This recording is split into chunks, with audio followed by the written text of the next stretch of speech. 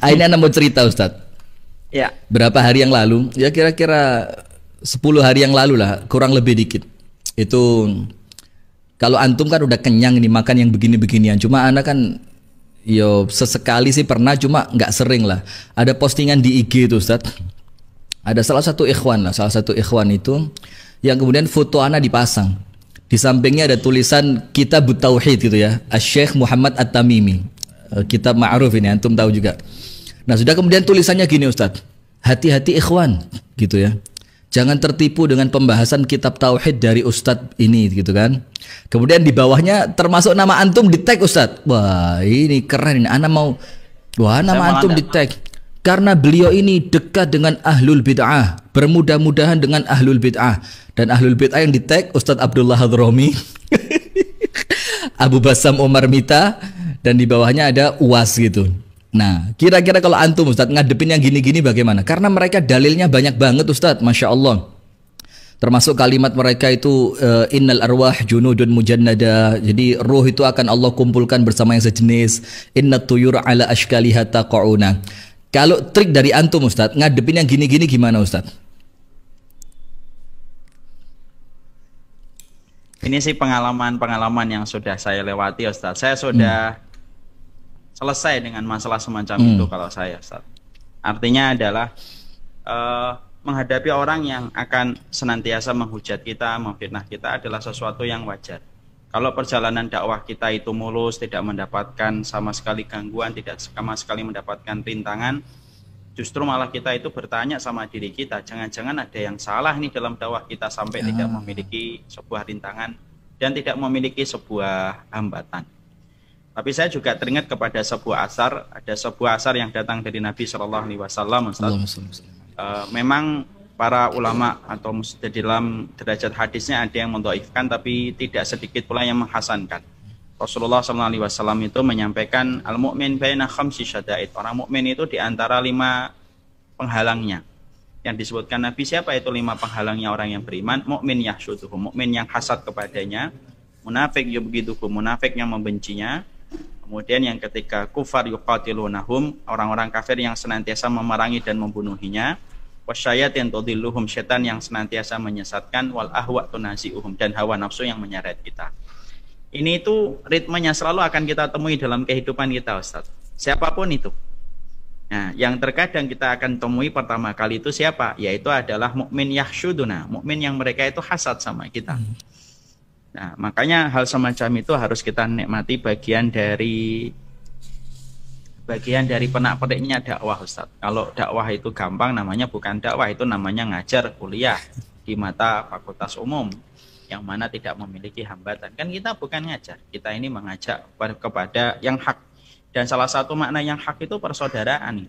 Saya tuh heran terus terang Ustaz, hari ini itu orang yang mengajak bersaudara itu seakan-akan tidak mengerti sunnah. Orang yang ngajak musuhan sama orang yang beriman itu seakan-akan mewakili sunnah. Padahal semua ayat-ayat yang saya dapatkan, semua hadis yang saya dapatkan menyuruh kita saling bersaudara sesama ahlu sunnah, sesama orang yang beriman.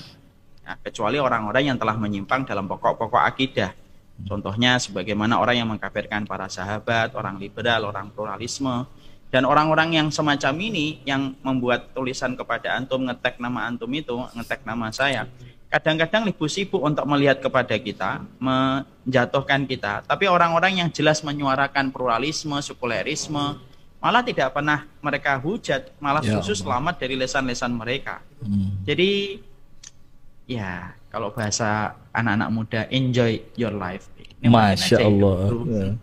Wah, itu semacam itu Ustaz. Kalau kita mikirnya pikiran yang besar, kita tidak akan pernah terrepotkan dengan hal kecil yang disampaikan oleh manusia. Apalagi manusia yang mengucapkan juga majhul. Orangnya siapa kita juga nggak ngerti. Ilmunya dulu belajar di mana kita juga nggak paham. Siapa ustadznya juga kita nggak paham. Kalau kita kan jelas, kita belajar di Fakultas Syariah. Betul nggak Ustadz? Saya 2 tahun di Edat Bahasa Takmili, 1 tahun Fakultas Syariah, 4 tahun masyayikh saya masyayikh Timur Tengah. Saya lulus dengan angka yang juga tidak sedikit dan saya yakin antum juga nilainya tinggi juga. Masya Allah. Jadi kalau ada orang mempertanyakan kita itu, yang ditanyakan apanya sih? Betul kata Ali bin Abi Thalib. Anak kok seperti tahu arahnya kemana ini Ustadz ya? Jangan-jangan teman sekelas juga nih. Jadi Makanya insya Allah Ustaz, tidak perlu kita merepotkan semacam itu. Karena apa? Orang semacam itu kalau dalam kata kaidah bahasa Jawa itu apa? Lampu itu nek mati, lampu itu nek entek minyaknya mati dewi. Lampu itu kalau kemudian minyaknya sudah habis minyaknya kan mati sendiri. Kalau mereka sudah bosan menghujat nanti mundur sendiri satu persatu insya Allah. Iya. Ya, makanya saya tuh selalu menyampaikan Ustaz, 5 kaidah yang harus diperlakukan ketika orang itu ngaji. Mungkin antum pernah dengar gitu, dan saya yakin antum pernah mengkaji.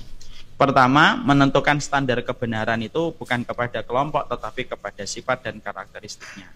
Kalau mengembalikan kebenaran kepada kelompok ya gaya-gaya semacam itu akan banyak. Yang kedua, yaitu adalah jangan fanatik buta. Kan fanatik buta muncul pertama kali dari kalangan Yahudi. Lalu su'ul khuluqi yu'ti, penyakit buruk nular, sampai akhirnya kaum muslimin mereka fanatik buta. Dan ironisnya, orang yang paling mengaku itu biasanya orang yang paling bermasalah, Ustaz. Orang yang mengaku paling NKRI biasanya paling bermasalah juga. Orang yang paling mengaku paling Islami ya biasanya paling bermasalah. Masya Allah. Maka, orang yang paling sunnah biasanya banyak sekali masalah yang ditimbulkan. Kalau sudah mengaku-ngaku dan mengklaim dirinya sendiri, padahal pengakuan dari umat tidak memberikan testimoni yang semacam itu, hanya klaim sepihak saja. Iya. Makanya jangan fanatik buta. Yang ketiga, jangan jadi khawarij lah kalau kita ngaji. Khawarij itu apa? Sifat khawarij itu kalau disampaikan oleh Imam Ibnu Taimiyah banyak Ustadz. Setidaknya ada 3 poin besar yang dimiliki pada sifat khawarij itu. Kata beliau dalam kitab Al-Khawarij Inda Ibnu Taimiyah. 1, mereka gampang memvonis, mereka gampang untuk menyesatkan. Ya, sebagaimana kita melihat pada zaman Rasulullah SAW.